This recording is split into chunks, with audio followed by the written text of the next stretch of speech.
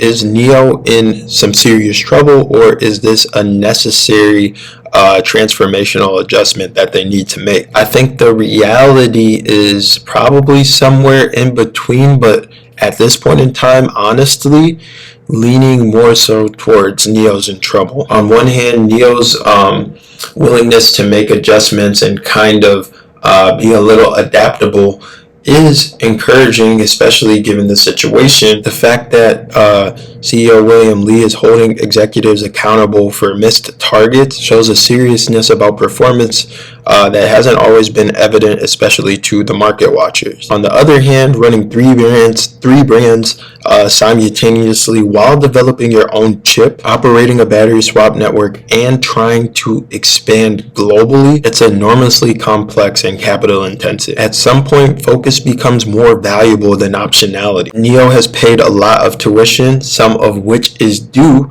to our own lack of ability, some is due to objective laws, and some is due to insufficient management awareness. In the future, I will definitely be able to write a book about the tuition paid by NIO. That's a remarkably candid admission from a CEO. He's basically saying that all of our mistakes that we paid for have been learning experiences.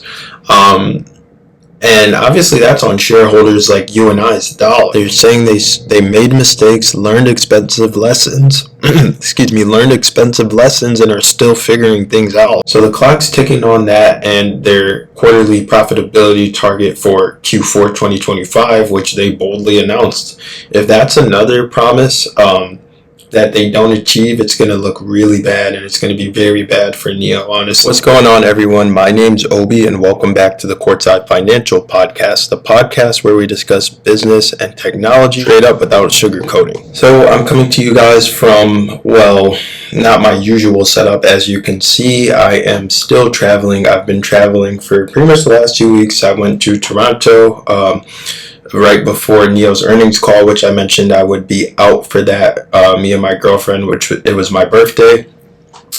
So yeah, we're back.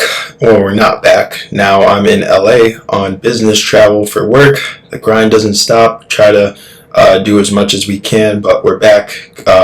Couldn't stay on the little hiatus anymore. But yeah, there's major news to discuss. I promised that I'd eventually give you my thoughts on NIO's earnings, and there's also some major news that dropped around the company as well. So we'll get into all of that. Let's begin with the elephant in the room, though. NIO's earnings report dropped on March 21st. In one word, painful. Their Q4 net loss hit a record 7.11 billion yuan. That's nearly $1 billion, guys.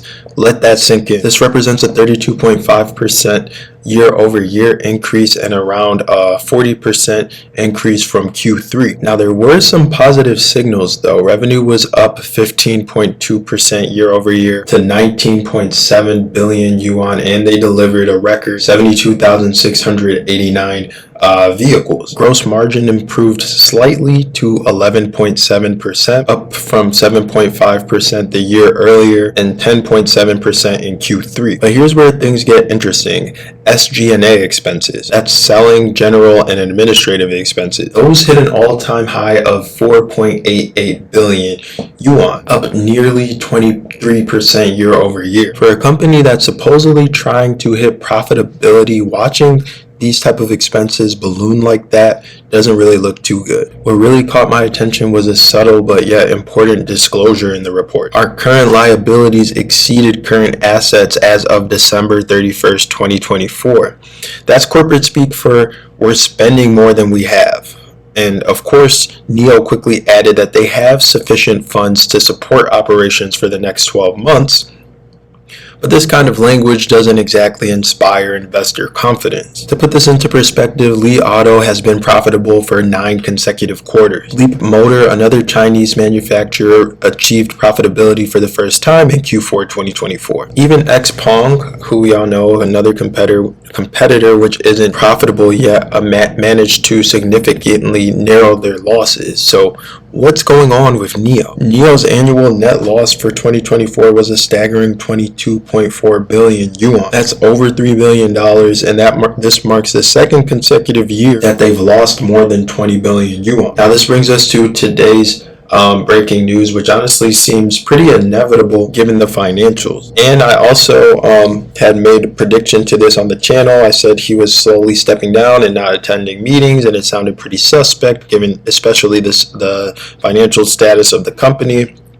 But I predicted this, but the former president of NIO's second brand, Onvo, their sub-brand, has officially announced his resignation. This is particularly noteworthy because he publicly set himself a target of 20,000 monthly deliveries for Onvo by March 2025, saying that he would be fired if he failed. And well, we all know that Onvo only delivered 4,820 units in March, and that's less than a quarter of the goal.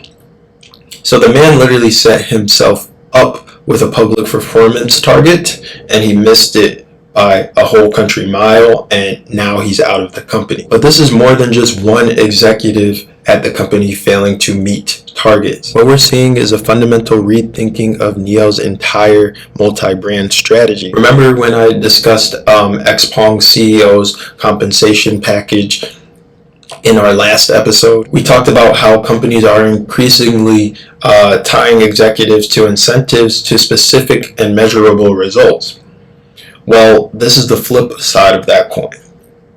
When those results don't materialize, leadership changes follow. The really interesting part is who NIO appointed to replace the former the former president, of Onvo. They've tapped Shen Fei, who previously headed their energy business, essentially the battery swapping business. And this is a fascinating choice that tells us a lot about where NIO thinks their competitive advantage lies. Shen Fei was the architect behind NIO's battery swap expansion. He was able to grow their network from just over 100 stations to more than 3,000. So it appears that he's essentially brought in to integrate Onvo more with NIO's battery swapping business. And of course, this remains their most distinctive feature in the market. What's even more telling though is the organizational restructuring. Onvo's R&D and supply chain will now report directly to William Li, the CEO, and marketing will report directly to co-founder Quinn Lihong. They're centralizing control, they're shortening decision chains, and bringing the second brand under tighter supervision from the headquarters. Some of you might be wondering if this is just a rearranging of deck chairs on the Titanic. Fair question, especially with context and everything going on, but I think there is some method to the madness here for Li Bin. In the earnings call, Li Bin declared a new goal, achieving quarterly profitability in Q4 2025. That's a year ahead of their previous target for 2026. And today's reorganization is part of what he's calling scraping the bone to cure the poison. And that's a rather graphic Chinese expression for radical action needed to save the patient. So here's what this reorganization actually means. First, NIO is admitting that operating multiple brands separately is way too costly. An insider quoted in the news indicated that the R&D teams of NIO and Onvo are merging, and there will be a bloodbath. Strong language, but it reflects the urgency of the situation. Second, they're doubling down on what they do well: battery swapping. By putting the former head of the energy business in charge of Onvo, they're signaling that the battery swapping business will be integral and a strong force in their go-forward strategy. Let's talk about supply chain for a minute though. This is something that William Li has focused on pretty intensely, and NIO has introduced what they called a layered decoupling. Instead of treating a car seat as one component, they're breaking it down into what they consider to be a skeleton, platform, comfort system, and so on. This allows for standardized design and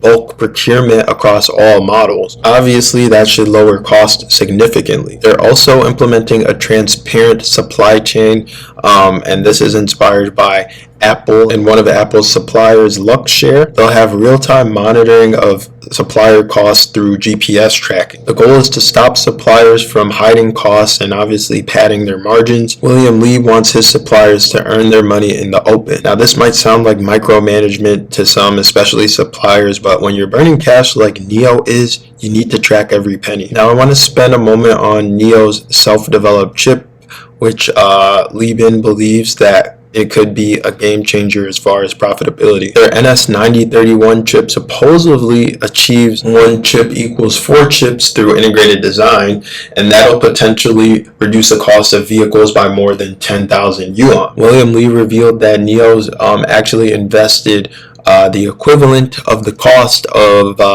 1,000 battery swapping stations into chip development over the past 3 years. So it's obviously a high risk, high reward strategy, but if it's successful, it could significantly improve their gross margins. We all know that chip development is notoriously difficult and expensive. Tesla tried to do a similar vertical integration and they had some mixed results, but the question is whether NIO has the expertise and resources to succeed, where obviously others and many have struggled. If you want to be a part of the conversation before it happens here on YouTube, click that link in the description to join the free Courtside Financial Discord. Let's put all this into context and talk about what we discussed in our last episode when it comes to competitors like XPeng and Xiaomi. XPeng fundamentally restructured executive incentives to align with the interest of shareholders and the greater interest of the company, and while doing that, they simultaneously narrowed their losses. Xiaomi entered the EV market with some incredible efficiency, achieving over 20% gross margin, and I'm speaking specifically about their automotive business, and that is in their first year of production, just their first year of production. Both companies are showing different paths to success in this brutally fierce and competitive EV market. NIO's seems to be taking a third approach over here, betting that vertical integration and their battery swap ecosystem will eventually create a moat wide enough to justify their massive investment. Is NIO in some serious trouble, or is this a necessary transformational adjustment that they need to make? I think the reality is probably somewhere in between, but at this point in time, honestly, leaning more so towards NIO's in trouble. On one hand, NIO's willingness to make adjustments and kind of be a little adaptable is encouraging, especially given the situation. The fact that CEO William Li is holding executives accountable for missed targets shows a seriousness about performance that hasn't always been evident, especially to the market watchers. On the other hand, running three brands simultaneously while developing your own chip, operating a battery swap network, and trying to expand globally, it's enormously complex and capital intensive. At some point, focus becomes more valuable than optionality. One interesting quote from the article that struck me, William Li said, "NIO has paid a lot of tuition, some of which is due to our own lack of ability, some is due to objective laws, and some is due to insufficient management awareness. In the future, I will definitely be able to write a book about the tuition paid by NIO." That's a remarkably candid admission from a CEO. He's basically saying that all of our mistakes that we paid for have been learning experiences, and obviously that's on shareholders like you and I's dollar. They're saying they made mistakes, learned expensive lessons, learned expensive lessons and are still figuring things out. It's refreshing, honestly, to hear an honest admission like that, but it also raises question about how much more tuition are they going to pay? How much more tuition can investors like you and I afford? Looking ahead, there's a few key things that I'll be watching closely. First, the upcoming Envo L90. That'll be unveiled at the Shanghai Auto Show in Q3. And also, along with another SUV coming in Q4, I think that'll be Envo's best chance at gaining traction. Second, NIO's battery swap expansion plans. They aim to complete coverage in all 27 provinces across China by 2025, with approximately 1,900 new stations. That's an enormous capital expenditure when the company's trying to control costs. Third, the integration of self-developed chips into their lineup. William Li claimed that in addition to the ET9, other qualified models will get the same chip by 2025, potentially increasing gross profit per vehicle by several points. So there you have it, NIO's moment of truth. They're making the hard decisions, restructuring aggressively, and betting on vertical integration. Hopefully all these things coupled with their battery swapping business pays off in terms of getting to profitability. The question is whether they can execute this strategy while simultaneously getting their spend under control. So the clock's ticking on that and their quarterly profitability target for Q4 2025, which they boldly announced. If that's another promise that they don't achieve, it's going to look really bad, and it's going to be very bad for NIO, honestly. If you've been following NIO for a while, though, you know that they've faced existential challenges before. Back in 2019, they were on the brink of bankruptcy. I was invested at that time, and at that time, they secured some crucial funding. They've showed resilience and the ability to reinvent themselves. The question is whether they can do it again in an even more competitive landscape.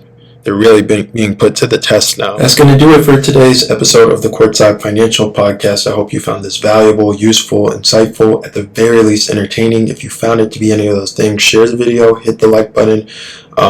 Make sure you subscribe, leave a comment down below, and join the free Courtside Financial Discord and engage with us. Thanks for watching. This is Obi signing off.